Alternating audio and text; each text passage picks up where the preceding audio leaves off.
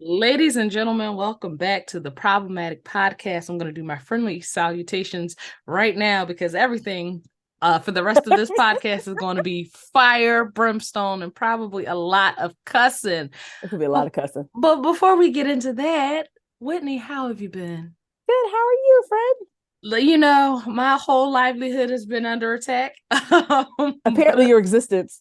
But aside from that, I am fantastic. I am happy. My anniversary was on July 2nd. I survived 1 year of marriage. So thrived. That's huge. That is huge. Life good for you? Yeah. We actually just got back in from like a little festival thing. Okay. For, Welcome America, and that was fun. And we got to run around the festival, got little hand tattoos. It was like really cute. She loves seeing people. She threw a temper tantrum after she left, which is a typical toddler behavior. It's just exhausting when it's like you're hot and you're sweaty and you're dragging a 30-pound bag of cats with you. Right. Also known as a toddler. Also known as your child. Yeah.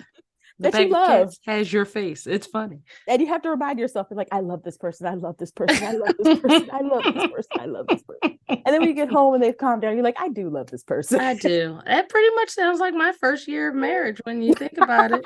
Dragging cats. It's just a bag of cats. And you remember that this bag of cats is the bag of cats you picked. And you call it partnership. And it gets on your nerves sometimes. And then other times it's like, oh, we did. We made a thing. We made a family. It's beautiful. Okay. Oh, I do have something good before the world burns down. So, we usually kick this podcast off with what we've been listening to. I'm going to stop asking Whitney because Whitney, to be fair, Whitney is out saving the world every week. I am not. And she is fighting the racist. She is keeping the girls fashionable and keeping the mom sane. So Whitney does more than enough. But I actually stumbled upon this Burna Boy and 21 Savage song, Sittin on Top of the World. And such a good song. It is such a good song. That is a summer jam right there. I was just about to say that it is in my notes. I appreciate Burna Boy giving us good, feel-good, nostalgic music right as the summer slides in. It samples the Brandy Sitting on Top of the World song, which I've noticed and Burna Boy does a lot of. So clearly he was listening to a lot of the American hits of the 90s. Girls. He's sampled Toni Braxton. He's sampling Brandy now. And I've shared this opinion on a few other platforms. 21 Savage, let me be completely honest here. The first time I heard 21 Savage rap, I said hip hop is in a horrible, awful state right now. I was not an early fan of 21 Savage, but I have since gone back. This man has not done a bad feature that I've heard in probably 3 years now. And I said, if there was a most improved player award for hip hop, well, they have them in every other sport. If there was the most improved player award in hip hop, it has to go to 21 Savage because I can actually track his growth as a lyricist and as a rapper. I still don't like that he has to have that 21 ad lib every 5 minutes. It's a little annoying and distracting for somebody like me, but I mean, he sounds great on this song. Burna Boy sounds great on this song. I don't like when Burna Boy has worked with everybody. UK artists, American artists, Nigerian artists. He does not care. However, there are times where he works alongside hip-hop artists, and I'm like, we could have left this guy off this song. We didn't need this. This one is a really, really, really good meshing here. So if you have not heard Burna Boy Sitting on Top of the World featuring 21 Savage, do yourself a favor. You're going to need some feel-good music because the world is on fire. Literally. I lied to you. Figuratively. I lied to you. What's up? I actually have been listening to some music. Oh, let's hear it. Let's go. All I right, love it. so this one goes out for the quirky black girls who Yes, the insecure music, we the love you. just the girls who loved Paramore and were not ashamed to black people love Paramore. Same. Yeah, me. Black That's me. people That's love me. Paramore, and Paramore loves black people. Like Yes. Yeah. we The stand love is Haley. mutual. Her name is Haley Williams. Come on. Yeah, it's black enough. It's Good black enough, okay? enough. But have you heard of a group called Flyana Boss? Flyana Boss. No, I have not. Flyana Boss, two black girls. Um, they are just as cute as they can be. They have their rap style is really, really fun. They're just quirky. Like the majority of their music videos is them literally running around like through markets and stuff like that. And it's just cute. They're adorable. Like they're given like the cute little Harajuku Japanese girls, but also like the alternative girls, but rapping. They are cute. Flyana Boss, Flyana Boss, as in boss bitch. I actually spelled that right in my notes. Oh my God, I'm proud of. I did. Look, it's in my phone. I believed you. Right. No, I believed you. You didn't have to show me, friend. I believed you. I believe in your capabilities. I'm smart. You've been smart. What the hell? Thank you. You're welcome. But yes, if y'all need some joy, go listen to Flyana Boss. They are cute. They are so cute. Thank you. I need some new music. Yeah, the Lil Uzi Vert dropped over the weekend. I haven't gotten a chance to get around to it, but I don't like the review so far. And know, I look at him like my Philly nephew because he's eccentric and wild. And I did like his mixtapes. He was making fun hip hop. It doesn't have to be all about killing people. And he was singing about having fun with his friends and bitches. And that was at a time in my life where I was happy with bitches. I was really prioritizing the same things, but I haven't gotten a chance to check out that project. But maybe by next week I'll have good things to say about it, or I'll have awful things to say about it. We'll see. This is typically where we try to point and laugh at y'all cousins in the media and around the world. Y'all cousins didn't do anything that's like going to just like distract from the foolishness. No, but I think instead of doing that in this moment, we should just go ahead and jump into Whitney's problematic people. Because let me tell you something, boy, did we have a weekend. Ooh, you ready? Oh, she cleared her throat. Let's go. All y'all niggas owe Anita Hill a massive apology. Every single one of you dusty, crusty, hotep fathering, raggedy ass people who were giving Anita Hill a very difficult time when she stood up and told you that this ain't it and he ain't it either. Thurgood Marshall is about to come up as a zombie to fix the Republic, because what in the are y'all doing? What is happening down in DC right now? Clarence Thomas. Ooh. Clarence Thomas is a walking Uncle Ruckus, and I don't care what anyone else says. He is just a smart Uncle Ruckus. The man hates being black. Ketanji has had enough. I'm sorry. Oh, listen here, baby. I read her dissent. It read like poetry. I was sitting on the couch with my wife. I said, baby, have you read this? This is the best piece of literature you're going to touch all week. In fact, may I read an excerpt? You sure the fuck can. May I read a brief excerpt? I only have to swipe twice. Y'all ready? With Let Them Eat Cake obliviousness today, the majority pulls the ripcord and announces color blindness for all by legal fiat. By deeming race irrelevant in law, but deeming race irrelevant in law does not make it so in life. Let that resonate with y'all. That's a Selah moment. And having so detached itself from this country's actual past and present experiences, the court has now lured into interfering with the crucial work that the UNC and other institutions of higher learning are doing to solve America's real world problems. No one benefits from ignorance. Although formal race-linked legal barriers are now gone, race still matters to the lived experiences of all Americans in innumerable ways, and today's ruling makes things worse, not better. The best that can be said of these majority perspectives is that it proceeds ostrich-like from, sorry, that girl just bars. I'll read. Okay, a dragging. From the hope that preventing consideration of race will end racism. But if that is the motivation, the majority proceeds in vain. If colleges of this country are required to ignore a thing that matters, it will not just go away.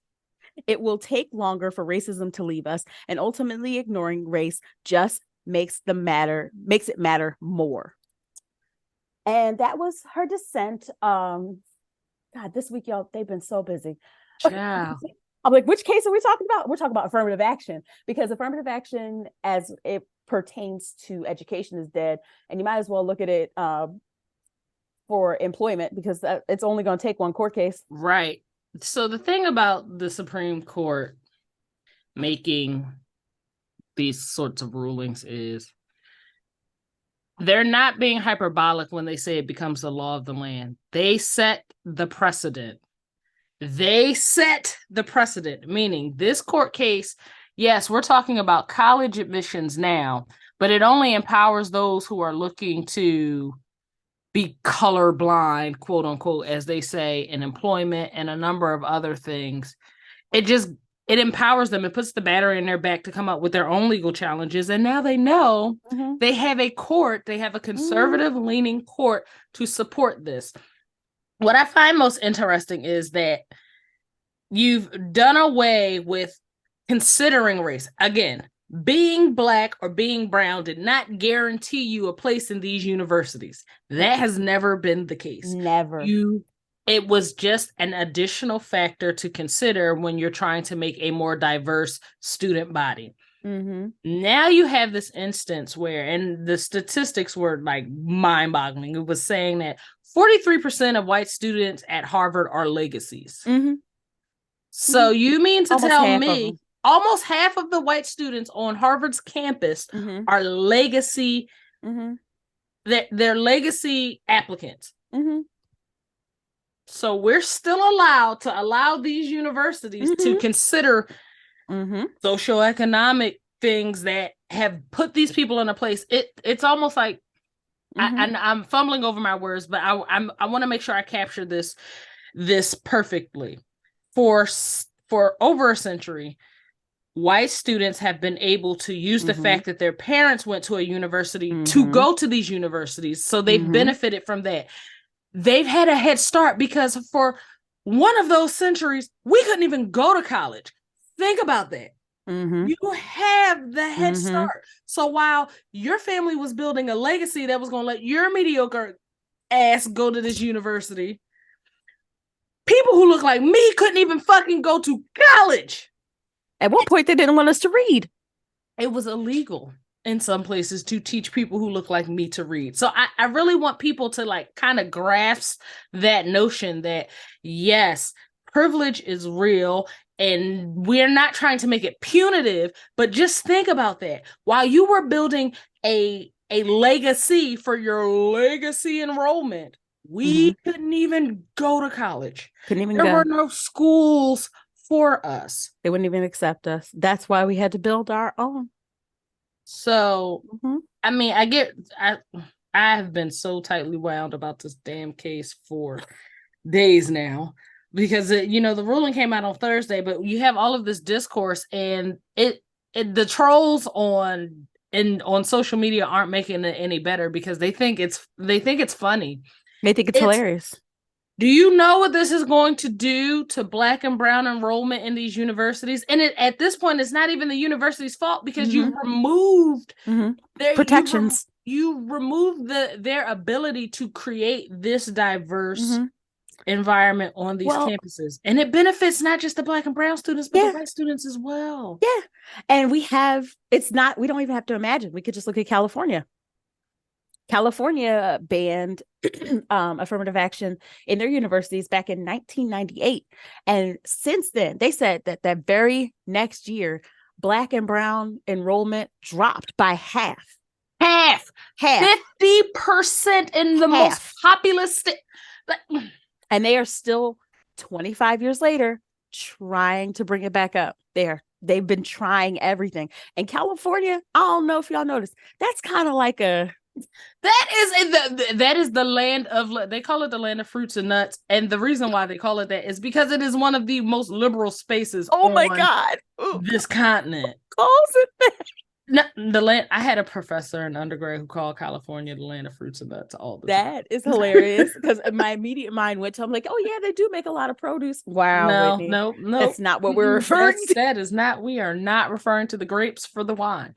It's a very open and a very liberal place. It's a definitive blue state. Not to make it about political ideologies, but we're just saying that if this is the place that is supposed to be, the example of being diverse, for being liberal, for being progressive, and that passed, and then African American or let me say Black and brown enrollment dropped 50%. What do y'all think? In Kentucky, what do y'all Florida, think? Texas, Georgia, what do you think is going to happen in those states? And then I see people, and I am not attacking anybody who is pushing the HBCU narrative. Please let me be clear here. Do not write me talking about I'm an asshole and I don't support HBCUs, because that's not the case at all. But I see a lot of people saying, well, that's okay because we'll just send our kids to HBCUs. Let me say this. While there are a lot of HBCUs, they can't shoulder that burden all by themselves. Especially not now. There's already so many funding models that are just failing HBCUs. You look at whether you think Lincoln University is the oldest or Cheney University is the oldest, both schools found in Pennsylvania, are the oldest HBCUs in the nation. Whether you agree with one or the other, the fact of the matter is both of those universities have struggled to keep their enrollment up, to keep their doors open, and to keep funding flowing in. Just because of how the economy works, how they don't have a lot of money pouring in from their alumni, because you can't ask students to take out student loans and then turn around and ask them to make financial contributions to your university when they're struggling with student loan debt. It doesn't work that way. So you have these two very old, prestigious HBCUs that are struggling, and they're not the only ones. So you're asking HBCUs, and I get it. That was the point initially of these universities. They're great. They should have overwhelming applications flowing in, but the reality is it's going to take some time for these schools to be able to catch up with what is happening in America right now. It's not the overnight solution that people are suggesting right now. And I want to make that very clear, because I don't want anybody moving forward with the expectation of, oh, we got a simple fix. It's not that simple. That means tuition is going to go up at these places. We're already in a student debt crisis right now. So, Whitney, I'm stressed. It's a constant cycle of bullshit. It's a constant cycle of bullshit, because as of today, a ruling that I would deem a little bit more minor than the ruling we're going to talk about. Let's go for it. Biden's plan to eliminate up to $20,000 in student loan debt has been essentially killed by SCOTUS. I know Ketanji she is just stressed. This got to be the worst, best job my homegirl ever had. You reach the pinnacle of your legal career. There is no higher position, edification, nothing greater than this position. You got to deal with this foolery. With a bunch of legacies sitting right there, and the first affirmative action hire sitting right there. Taking everything out for everybody else. I know my good auntie Tangi is just beside her. Sonia's gonna throw something at somebody. I feel her throwing the gavel. I feel it. I feel it in my spirit. We're laughing, but it's not crying. We're to keep from crying. So the Supreme Court has also said that Biden's plan to eliminate a large swath of American debt. The numbers were crazy. It was saying like almost 40% of people, if they all received that $20,000, a large chunk of the people who have student loan debt their debt would be eliminated, meaning they have less than $20,000 remaining in their student loan debt, which would have been an amazing thing. But the Supreme Court said No. What I find most interesting is I'm not an economist. I'm starting to feel like maybe I should have been. I'm not an You would have economist. been an excellent economist. But here's what I do know. I count real good. And what I know is every day when I get on the internet, I see people talking about rent's too high, mortgages too high, the price of gas is too high, buying cars are too high, eggs are too high, interest rates are too high. People are already being squeezed to the max. Mm-hmm. And in October, you can add another $300, $400, $500, $600 bill because your student loan is coming back. So if you're already struggling to keep them damn kids eating you out of house or home fed, if you're already bitching about the rent too high, let's add another bill. So, unlike affirmative action, there's something we can do about this. Let's hear it. So, Uncle Robinette, as the president, can still cancel student loan debt. Not $20,000 of it. He can cancel all of it. Every single penny. He still can. So here's what we need to do as the populace. Tell him we want him to do that shit. Right now. And I'm saying this as the person who has paid the majority of her debt. Like I still got like a few thousand, but it's getting paid off. There's this weird feeling like, oh, well, if I paid my student loan debt, you could pay your student loan debt. But like, if that type of stuff frustrates me to no end, because it's like, this is literally stopping folks' progress. People can't buy homes. People don't have, people have decided not to have children because of a damn debt. Like, y'all think it's just like something sweet, like, oh, stop going to Starbucks and having your little coffees. Avocado toast. That'll save the economy. I was like, which millennials are y'all talking about? Because the first time I ever had avocado toast, I was damn near 30. Okay. Y'all keep talking about this avocado toast. I had it. It was like, meh, all right. I mean, it's not bad. And I love avocados, but if I want guac on bread, I want it to be on a pita chip or something. Yeah, but it's not my thing. So yes, President Biden does have he has several other options to explore. And that's a wonderful thing. My fear is that I want him to do it, and he will do it. He made a promise. God, I hope he'll do it. And you can't run for re-election and be like, oh, we tried, guys. And can you imagine? Can you imagine being an angry ass MAGA with no student loan debt? I can't even imagine. I can see the MAGAs right now.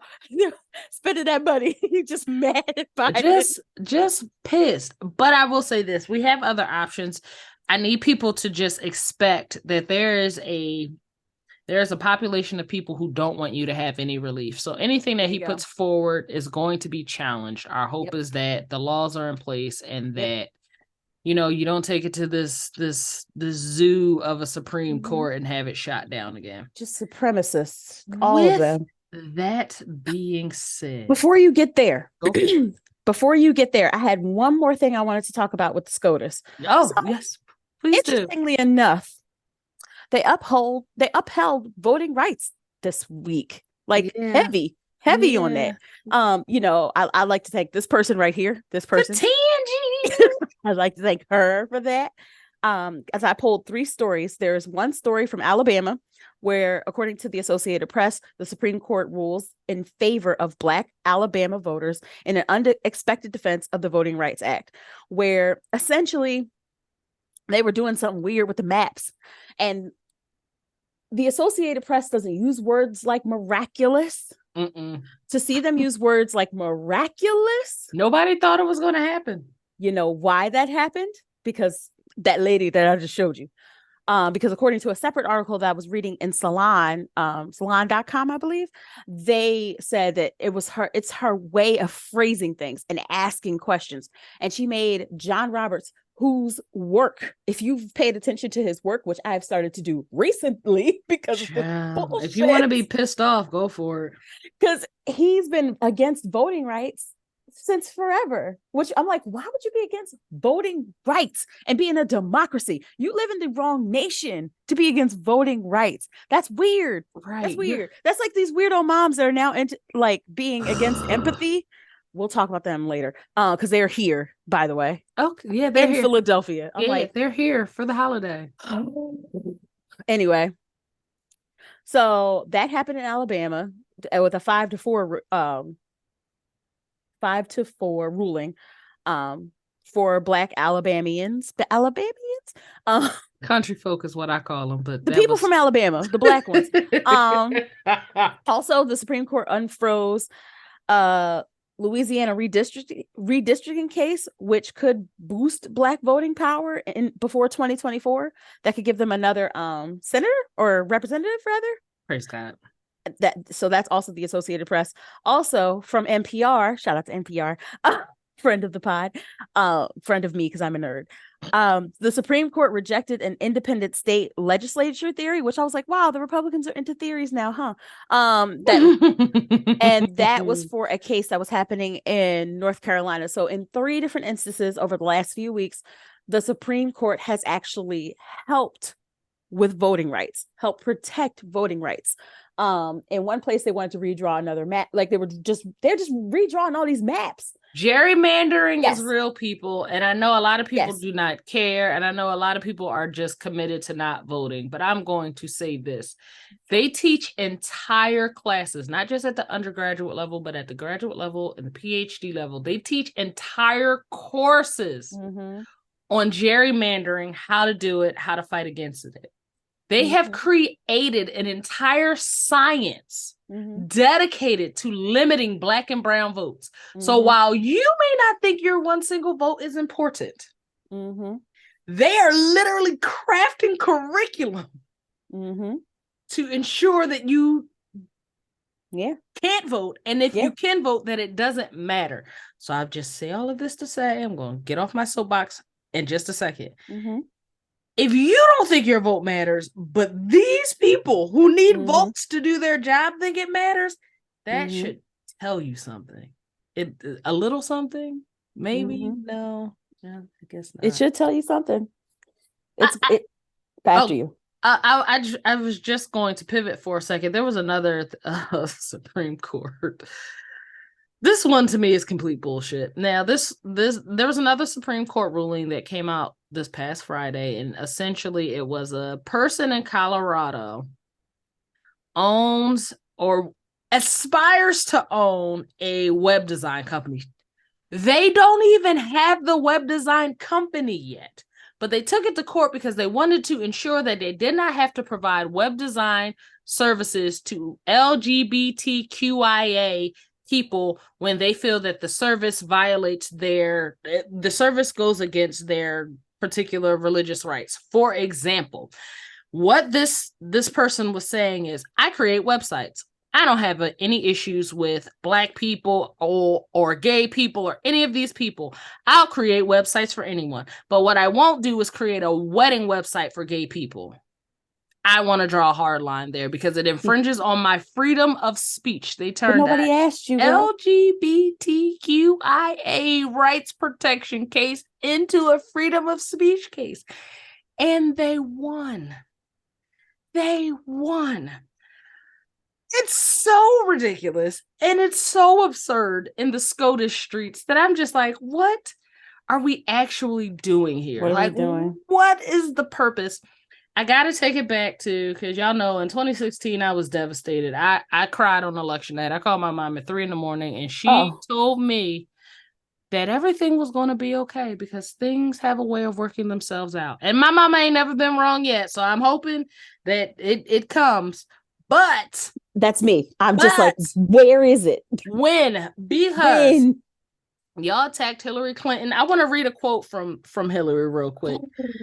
I know this was supposed to be funny, but we're just sitting here angry. I need to read this quote to everyone. Vent, just let us because Crystal Ball Hillary Clinton was onto something. Crystal Ball. January 12th, 2016 at 6:15 p.m., Hillary Clinton tweeted, and I quote, "A Republican president could stack the Supreme Court with justices who will rip away all of the progress we've made. Flash forward 7 years into the future, and here we are." But y'all, she writes for The Simpsons, doesn't she? Y'all were so concerned about this lady's fucking emails, and now you can't get an abortion in the South, even if it means you die. Even if it fucking means that you die. You can't get an abortion in 14, 15 states in the fucking South. Now you don't have to worry about your kids getting into college because that's fucking out. You've got them making freedom of speech claims so that you can ensure that LGBTQIA people and their families don't get certain services. You've struck down student loan debt, and whether you're black, white, purple, green, gay, straight, you can't afford to go anywhere. I never will be able to go. Money, and you can't afford to go to Whitney. Yes, ma'am. Her emails. Her emails. Her fucking emails. Her emails. This is... I would like to say this. Things seem really bleak right now. It feels like when Scar was going into Pride Rock. No, wait, Scar has already been at Pride Rock. Oh, yes. It feels like 2 months into the Scar regime. The scene after, like, and you see Rafiki and he's sitting in the tree and he wipes away the symbol. Yes. That's what it feels like right now. I promise you, it's not going to be like this. Like, there's too many people upset. There's too many people affected negatively. There's too many people who, you know, they're looking at their friends, their family, like it's directly affecting them. And people who are squeezed enough, pushed enough back against the wall they have only one recourse out, and that is forward. So I encourage all of you to feel that momentum. Feel that momentum in you, feel that anger, feel that rage, and then do something about it. What do we do? I hate to say it. I know, guys, this sounds so cliche, but vote. Please vote. We have to vote. We have to get together and vote. And we start at the bare basement bottom level. Like whoever we have to vote for at the lowest level, and we work our way up. We cannot forget local elections, because local elections are incredibly important. And it's a civics class all over again. We're living in a civics class. So now we have to decide, what kind of country do we want? Do we want the one where SCOTUS is just quite literally ruining lives and ruining futures? Or do we want a society where everyone can truly progress and that we face our issues and problems? That is up to us. It is completely up to us. And I echo Whitney's point. Vote. It costs you nothing. The voting system is designed, despite all of the gerrymandering, it's been designed that elections are supposed to be easy and available to you, meaning you shouldn't have to travel far to reach your polling place. And if you do, you need to raise hell, because polling places can be moved quite easily at your local school or your local barbershop. Local elections determine who's your judge. And you know what? Clarence Thomas. We knew who you were talking about, girl. Yeah, he's a judge now, but maybe he shouldn't have been. So, I mean, you got to think about what poison is in your city and how you can keep them off the bench, because you never know. They start locally, and then they're district judges, and then they're being nominated for Supreme Court appointments. Please vote, and understand that your anger isn't an isolated feeling. We are all going through it, or all there. All of us, whether you have student loan debt or not. Please understand that it's going to impact the economy at large. And those are things you need to think about. I want my friends, my family, my loved ones, and all these people listening to really start preparing for what your finances are going to look like, what your homes are going to look like, because no one's coming to save us when it comes to defaults and all of those things that are going to happen when people realize things are already tight and they can't afford to pay. Let your anger motivate you to do something. And one of the easiest things you can do is vote, especially in these midterm elections, because that's where a lot of these seats change. You know, Joe Biden wouldn't have to go to the Supreme Court if he could go to Congress and the House and be like, let's pass this here so that we ain't got to take it over there. Okay. So I feel like I'm begging, please vote. Please talk to people in your communities. Find out, you know, everybody's dealing with shit right now, whether you're black, brown, gay, straight, doing well financially, not doing so well financially. Have the conversations. And we are going to try, after these quick messages, to bring some laughter to your lives. Some levity. We'll be back in just a second. I know Whitney's going to take the high road and be so mature with this problematic letter, but I'm going to the trenches, ladies and gentlemen. We'll be back in 2.5 seconds. You know, we always love to hear from you at the Problematic Podcast. So if you have a problematic question or story, feel free to email us at theproblematicpod@gmail.com, or now you can text us at 267-225-4648. Again, that's 267-225-4648. Standard messaging rates apply. We love to hear from you. Now let's get into today's problematic letters. No. All right, so Whitney picked the name Lilith for this lady, young lady. But you had a problem with Lilith. Why don't we do Agatha? Agatha, Jesus wept. Just make it ancient. All right, Agatha wrote, Me and my ex-boyfriend dated for almost 4 years before we broke up the day before Halloween. We continued to talk for a while and exchanged Christmas gifts and all after the breakup, but never really got back together. Then he ghosted.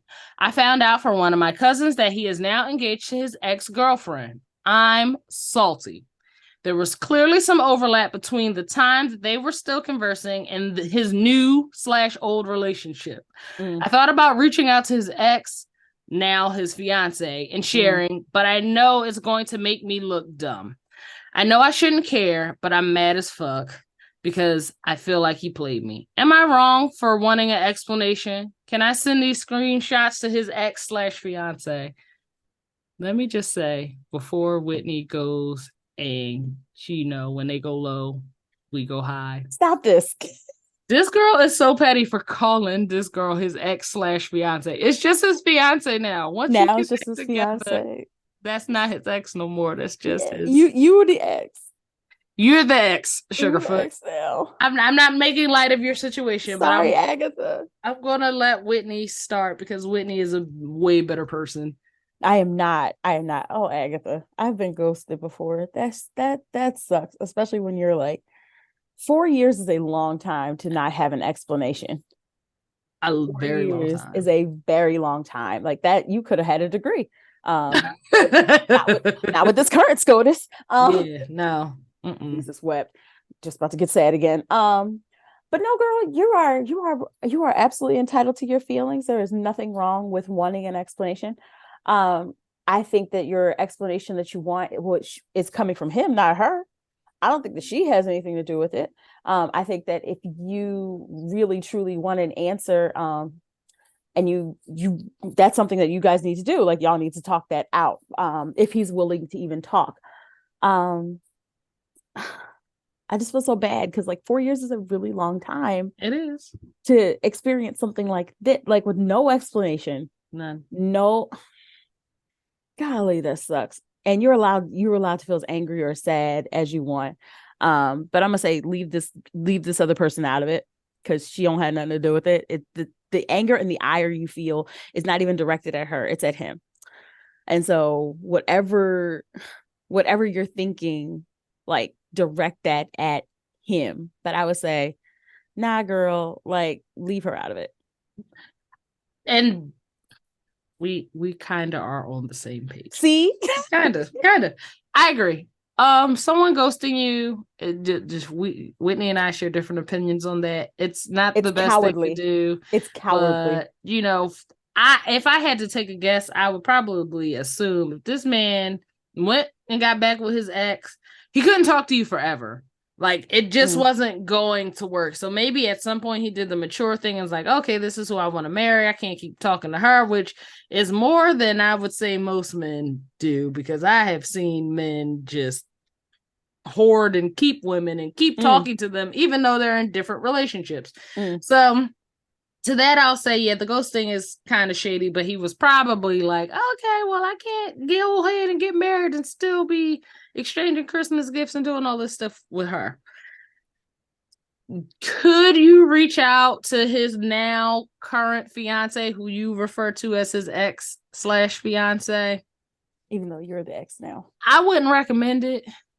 But if you did, please understand very little was going to happen. This girl is already excited about marrying this man, and they're in their engagement period. She's living the high life, and you telling her this doesn't really hurt him because he stopped talking to you. And it only sours whatever good time they're trying to have with their pending nuptials. You don't gain anything from sending the messages other than going, he was still talking to me and buying me gifts while he went back to you. Just want you to know. He probably already know that, because there's a very good chance if he got back with her after you guys stopped talking that he was doing that anyway when he was with you. Clearly, he just keeps the lines of communication open. That's it. That's fine. That's it. Wanting an explanation. No, you are not wrong, and no, you are not crazy for wanting an explanation. But let me tell you this. He probably don't care. He probably doesn't care. If he doesn't care, he could have given you an explanation before he decided to cut ties. Okay.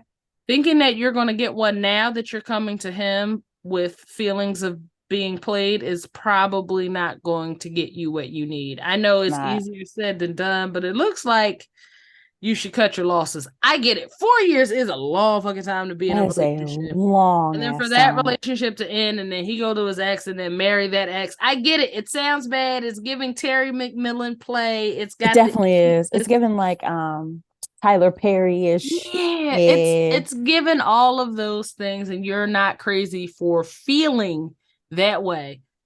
But nothing good comes from this. Not free unless, and now I don't know this person. This is not from somebody in my network or some people thrive off being messy and petty. Some people do. Some people, that is not my brand of Jen. No, thank you. It's not my brand either. But if you are the person, this is the problematic podcast, so I feel comfortable saying this. If you are the person who thrives in that environment, then I could see how reaching out to his ex and telling her these things will be beneficial to you. But, Agatha, you still don't catch any wins. And if pissing her off or pissing him off is the goal, then you can accomplish that by sending her screenshots or whatever, or he bought me this for Christmas while he was proposing to you. You could have had a bigger ring, but the money went to me. I don't know. Petty girls do all sorts of I know. All sorts of things. I know. But Agatha, I think you're a better woman than that. And this is coming from a person who is often won't participate in pettiness, but is entertained by it. I don't think you catch any wins here. And it does kind of make you look extra salty. It's like, okay, he moved on. When are you? You get what I'm saying? And that might be harsh to hear, but it's like, you bad bitch, just go get another nigga. The summer is here, baby. Put on your crop top, put on your nice shoes, and hit brunch. There are plenty of fish in the sea, or whatever the young people are saying now. I don't know. The summer has just started. Go ahead and put on them little bitty shorts that you got from Ivy Park because you had no business buying them, the ones with a little bit of fringe. And I bought the shorts, guys. I'm about to say, Whitney absolutely has these shorts. I just wanted y'all to know. I bought them, and I'm like, where the fuck are you going in these little ass shorts? All this ass outside, all that ass outside. To go back inside, y'all. Just to take it outside for a few minutes, like it got off punishment for a little while, and then bring it back inside. But yes, go put on your little bitty ass shorts. Go outside, go have fun. This is a gift in disguise. It is, because this is giving you the energy you need to fully enjoy your summer. F these boys. And I don't mean literally. I mean, unless that's what you're into, we don't slut shame anybody. We don't slut shame and we don't kink shame. Be safe. Don't get pregnant. Wrap it up, because summer, you don't want to get pregnant during the summer. And the economy. I mean, there's so many reasons. Notice, we just talked about this. Don't get pregnant, okay? Don't get sick either. Just have yourself a good time. Wear all the little bitty things. Wear the bright colors. Go to the brunches. Go to the beach. Go to the pool. Go have yourself a great time. Get your girls together. And fuck everybody's feelings about it. Yeah, you're not wrong for feeling some sort of way. But just because you feel it don't mean that the reaction is justified, girl. And you don't need to do anything with the feelings. That is her problem now. That is her problem. That is her problem now. I get the 4 years, and I know it's so much easier. Because, I have women friends, and when guys do something stupid, I'd be like, okay, we'll get a new one. Are they? There's no shortage of men. Every time I turn They around, outside. they there. Like, I don't know They're how, outside. but they there. There's a bunch of So them.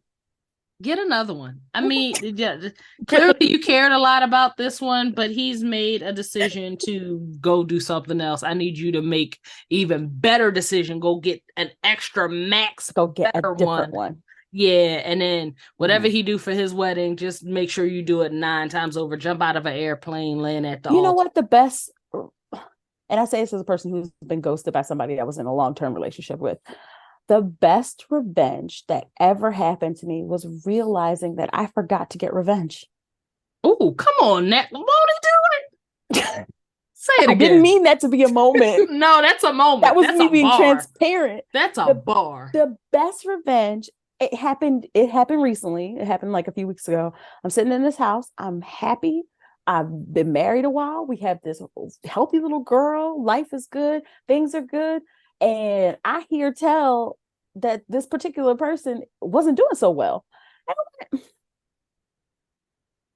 like, I hope. I started feeling bad. Like, I hope things get better. And the person who told me, I'm not going to out this person. The person who told me was like, wait, what? And I was like, oh yeah, baby, I'm up. I'm winning. We done got happy. We done got right. free. We done moved on with our lives. I'm like, the best revenge I ever got was the revenge I did not go get. You don't have to even seek it. This is your opportunity to move on, do you.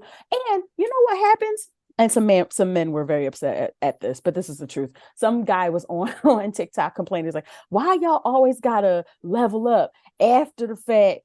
After he didn't listen to you while y'all were in a relationship, and he didn't do this and he didn't do that, and how dare you level up after? I'm paraphrasing. He did not clearly say these things. I get the energy. The implication, I'm like, she leveled up because she could. Right. Holding her back now. Right. Maybe you were the dead weight. You were the dead weight. You might have been the problem. She was blocking that baby blessings. And that she kept telling you feel awful. Mm-hmm. I remember seeing a meme, and it was like, after a breakup, the girl goes and gets her doctorate degree, she buys a house, goes to space, and then all guys do is go to jail. And while I don't agree with it, it was fucking hilarious to me to read. Jail. But if that's prison, we just talked about SCOTUS. If that's what happens after a breakup, and I'm not targeted it towards men or women, the meme was funny. But if that's what happens after a breakup, then it might be time to reevaluate how unhealthy that relationship was in the beginning. That's probably not the relationship that you should be rushing back to. I like Whitney's bar that, you're winning if you forget that you even needed revenge. Mm-hmm. That's the win. I feel like that's a perfect place to end this. Look at you bringing us back to where we needed to be, because it keeps being me. Oh Lord, it was nasty and ugly, this podcast. Oh God, guys, we did the best that we could. And I wanted to let y'all know that we appreciate you guys so much for listening every week as we come back and just scream about everything. Every damn thing. I can't wait till we can talk. Like, I want to talk about petty stuff, like what's going on with some rapper doing some stupid thing. It's coming. It's summertime. Well, 4th of July is tomorrow, so I'm sure. You know how y'all get when y'all get at the cookout. I'm sure get a little hot. We'll have plenty of content for next week, but I hope that everybody has a happy and safe 4th of July. Please stay safe. Please leave your guns at home. You know who I'm talking to. If you're being like me and you're being petty against the country, second Juneteenth. Second Juneteenth. That's fine. Mm-hmm. But just have fun, look after each other, take care of yourselves, and we'll see you guys here next week. Bye.